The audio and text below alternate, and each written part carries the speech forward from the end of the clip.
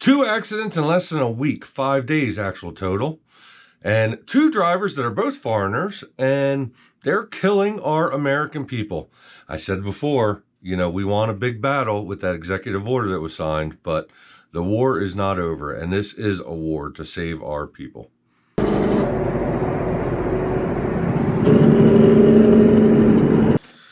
Well, guys, we already know the executive order was signed in this fight against, I don't want to say immigrants, foreigners, people coming over here on work visas. We now have 2 accidents by foreigners, 3 drivers to talk about. One of them was just a passenger one. Work visas, just a total mess. Let me start. I played the video right off the bat, and I'll play that accident and show it. This is not that accident. This is a different accident. Pretty much almost as horrific in Brevard County, Florida, on I-95 in Palm Bay. There was a hit-and-run accident. The hit-and-run driver was Hassan Ali. Now, he has 2 other names in there that I'm not even going to pronounce, and he doesn't deserve my respect to have me pronounce them. He's from North Carolina. He's 36 years old. They say he's from North Carolina. Now, as soon as he was arrested, he took off. They said he pulled over to the side of the road, and he took off from the scene. They said at a high rate of speed in a 2021 Cascadia. Took off, apparently heading south. They caught him 127 miles later, 2 counties away. I forget what county they called. Yeah, I don't know. But anyway, they caught him. They drug him back up there and back up to Brevard County, and now he's been arrested. Not being cooperative with police because he doesn't speak English at all. Or does he? Because no English, won't. But then if he wants something, it turns out that he will speak English. He has said English things, and then the rest of the time, no. Look, don't speak English. We'll take care of you either way. We can convict you. We got it. The people he killed were surveyors. 2 surveyors were standing in front of a pickup truck. There was another passenger inside the pickup truck that lived through it. They were surveyors working in front of it. They were not on the shoulder. They were in the grass way off the road. You know how, most of you know how 95 in Florida is. There's usually a big grass area there, usually capable of drive. They were working way off the road. This truck ran off, killed them, and came back on. That almost sounds conspiracy worthy. It did not say, at least I couldn't find yet. This was last Friday, May 2nd that this happened. And it didn't say who the 2 were that killed, except for one was 22 years old and one was 41 years old. Both Florida guys. One was from Deltona, one was from Enterprise, I think. Very sad stuff. 22 years old and 41 years old. Just, you know, all because somebody that probably shouldn't even be driving here. Now, we don't know the stat. They're being pretty hush-hush about this so far after the original arrest, but we will find more out about this. Now, let me get to the next one here. All right, now for our next one here, I have the computer up here in front of me, and I'm going to, I'm just going to read this article. And it happened in Clark County, Alabama. It said yesterday, it actually happened Tuesday. Let's see, it's the 9th, 8, 7, 6. Tuesday the 6th. One accident happened on the 2nd. This one happened on the 6th. 2 more people were killed. A semi-truck driver has been charged. And by the way, this is the video I showed you at the start. And I will play it here while I'm reading this. A semi-truck driver has been charged with vehicular manslaughter after a wreck in Clark County yesterday. According to a press release from the Thomasville Police Department, 45-year-old Andrii, A-N-D-R-I-I, Dmyterko, I don't even know how to say it, D-M-Y-T-E-R-K-O, of Philadelphia, Pennsylvania. He's not from Philadelphia, Pennsylvania. Maybe he's staying there right now, but he's not from Philadelphia, Pennsylvania. Was driving a fully loaded semi-truck that struck 4 vehicles stopped at a red light on U.S. Highway 43 at the intersection of South Industrial Park Drive, Thomasville, at 11:51 a.m. Total of 5 vehicles were involved in the crash. The driver of the first vehicle hit by a semi, 37-year-old Ashley Marie Springer, McDonald was pronounced dead at the scene. The driver of the second vehicle impacted in the collision, 53-year-old Woody Earl Beck III, was also pronounced dead at the scene. 4 others were transported to Grove Hill Memorial Hospital for treatment of injuries.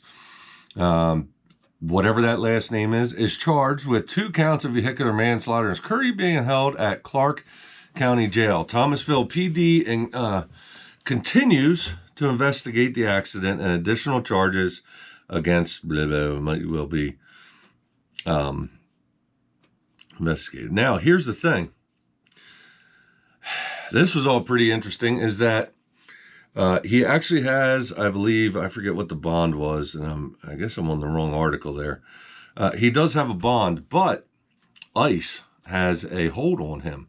So if he does bond out, he's just going right to ICE. Not to be deported. They have a hold on him. Apparently, the feds got involved on this because of the new executive order that was signed and the laws that are going into effect. As soon as it was found out that they were here on work visas, by the way, there was also a passenger in that truck that was also here on a work visa. As soon as that was found out, the feds got involved.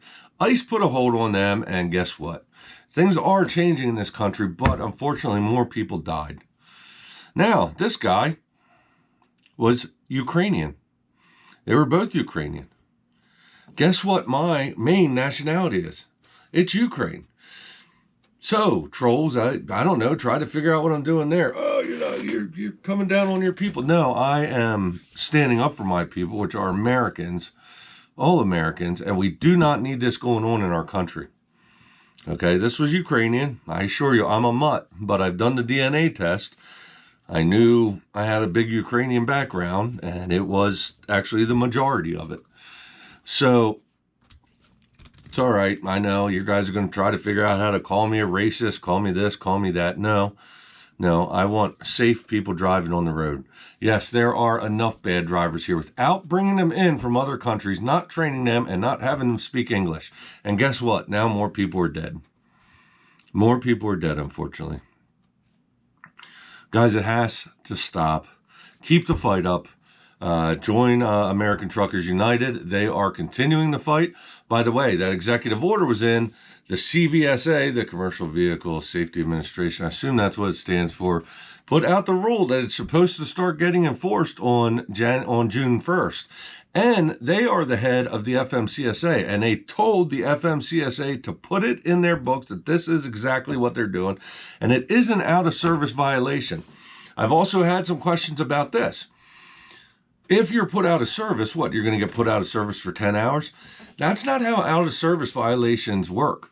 If you get put out of service, people always think the 10 hours, but that's a log thing, okay? If your logs are out, they make you take the 10 hours, so then it resets your log back to, where you have your 14 hours back. That's what the 10 hours is about. I actually had a friend who was pulled over for driving out of class once. It actually was an accident. It was he wasn't in an accident. He did this by accident. He had a dump truck, a class C dump truck, a trailer, everything else, put a piece of equipment, made sure that all the weight was perfect on it. When he went down the road, it actually had put him in Class B category, which he did not realize that he did that. And actually, in court, they did throw it out because it was a simple accident. But when he was pulled over and then put out of service, it wasn't a 10-hour and then you can drive. It was, no, this truck is out of service until a CDL driver comes here. This means that if they are put out of service for not speaking English, guess what? They're going to have an English-speaking driver show up. When it starts getting enforced, maybe I'll just take a couple weeks off and offer my services to go pick up trucks and take them to tow yards or truck stops or somewhere else. I don't know. Hey, maybe that's an idea. Maybe I just learned a side business, but it needs to start getting enforced. But that out of service is not going to be a 10-hour out of service and then they can drive. It is an out of service, like you're done. This truck can't move again until they have an English speaker. So anyway, guys, there we are leading into this weekend. It's tragedy. Things are looking up, but up before 4 more people died, and however more people die before they actually not only, start enforcing it, but then get through the enforcement. It's going to take a long time, and unfortunately, things like this are happening. That case in Florida with a truck driving off the road to hit a that almost sounds conspiratorial. I don't know, but we'll wait and see what happens with that. Anyway, guys, thanks for watching. I appreciate it. Like, subscribe. If you haven't already, comment below. I do read all the comments. You can also email me at finchresources@gmail.com if you need to. I can also be found on Facebook, Instagram, Substack, and TikTok under the Trucking Resources name. This is where I do the long form. Other stuff is short form. Substack is blog. So anyway, guys, thanks a lot for watching, and I will catch you on the next one.